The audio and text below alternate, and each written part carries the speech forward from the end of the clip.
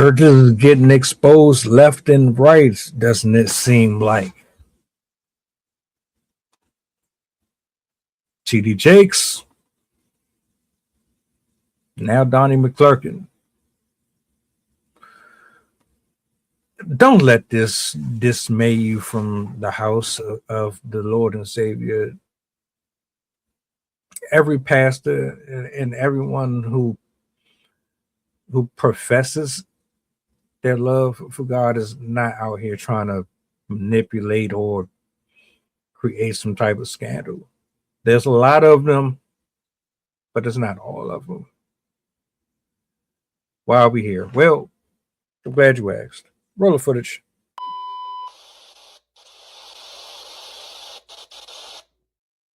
26 is off to a very bad start. Gospel star Donnie McClurkin sued for sexual abuse. So this man named Giuseppe Corletto is suing Donnie McClurkin. Now, according to the lawsuit, Donnie McClurkin sexually abused him over several years and wrote an apology email declaring himself a dirty old man. Giuseppe says that he was struggling to reconcile his sexuality with his faith when he sought out McClurkin in 2003. When he was 21, he went to Donnie McClurkin's church in Long Island after reading his book, which described how God helped him overcome the curse of homosexuality. Donnie McClurkin talked about being raped as a child, which resonated with Giuseppe because it was similar to his story. He was brought to meet Donnie McClurkin after the event, and he believes that he was being groomed from the start. Allegedly, Donnie McClurkin began to molest Giuseppe during the Pray the Gay Away spiritual sessions. Yeah, just so you know, we reading this together. I am very surprised. Now, during this time, he worked as Donnie McClurkin's assistant, and he traveled with him regularly. He said it was difficult for him to speak out about the abuse that he had suffered because this was his mentor and employer, making it difficult for him to process what was happening. They went on a trip in 2007 to California, and Donnie McClurkin brought his girlfriend on that trip as well.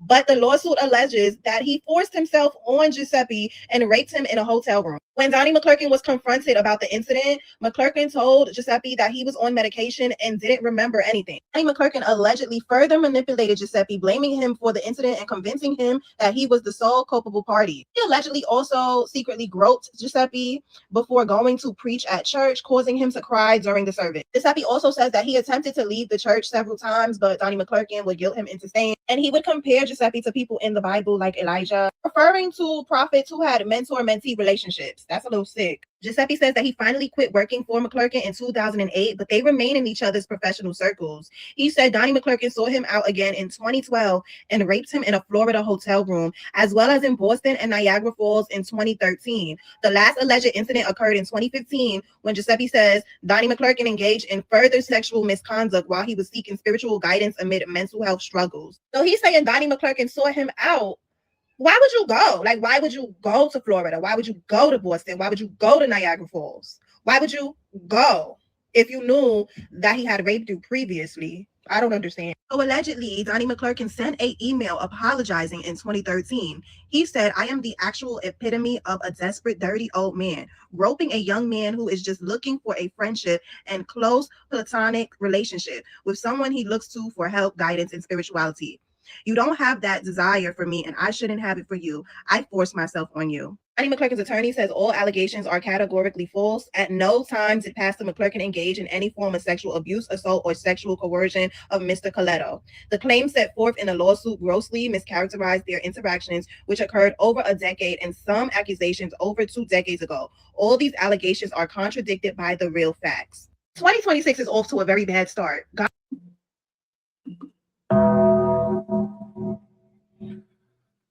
Unpopular opinion. I am not for gay pastors.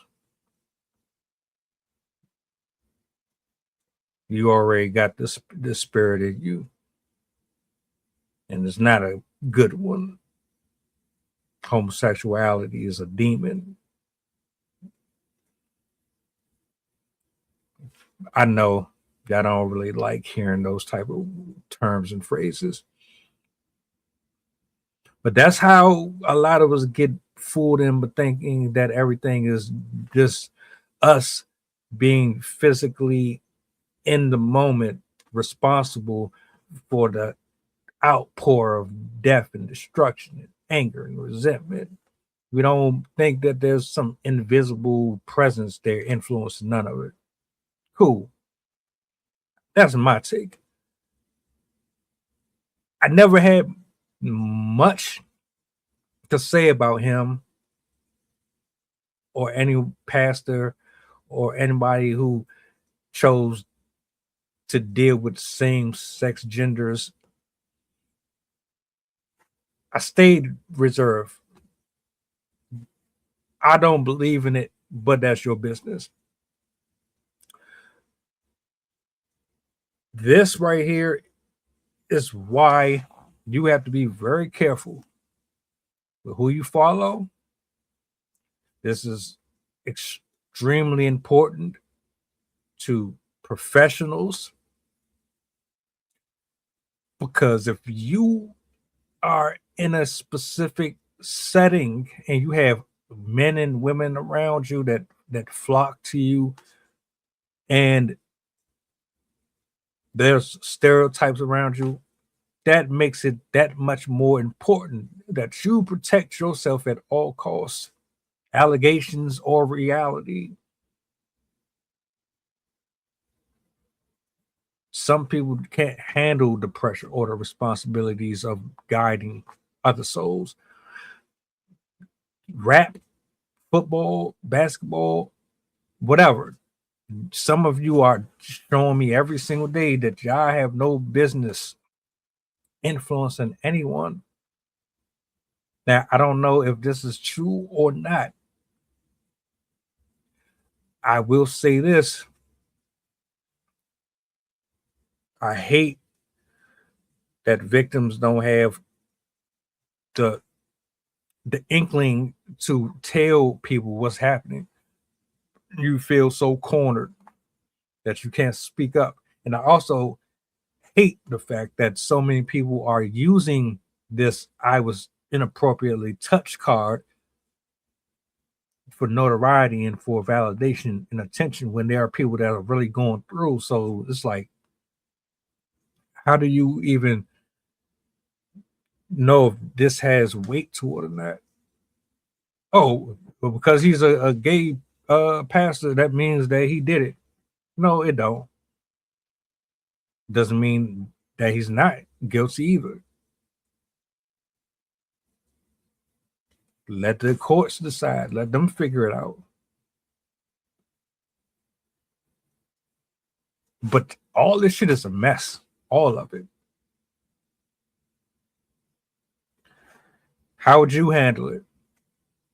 In fact, how do you feel about following a man or a woman who is sexually confused and conflicted about who they are? How can you really trust a person like that anyway? And what happens if he's found guilty? What's next?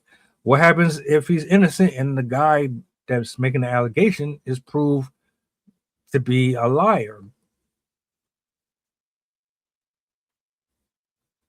The more and more I look at these stories, I'd be so glad that I never was just catapulted to that level of success.